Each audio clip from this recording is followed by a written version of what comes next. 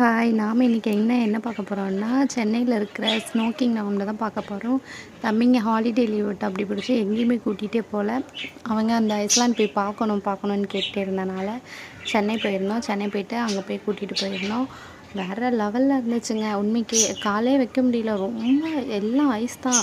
அது போகிறதுக்குள்ளேயே அவனுங்க கேட்லலாம் சுற்றி விளையாண்டுட்டு உள்ளே போனோடனே உள்ளே என்ட்ரானோடனே ஏசி தான். காற்று அப்படியே அந்த ஹீட்டில் இருந்துட்டு வந்ததுக்கும் அதுக்கும் காற்று வாங்கினதுக்கப்புறம் தான் நமக்கு அப்பாடா அப்படிங்கிற மாதிரி இருந்துச்சு. ரொம்ப கூலிங்காக இருந்துச்சு அந்த பிளேஸே ஃபுல்லாமே.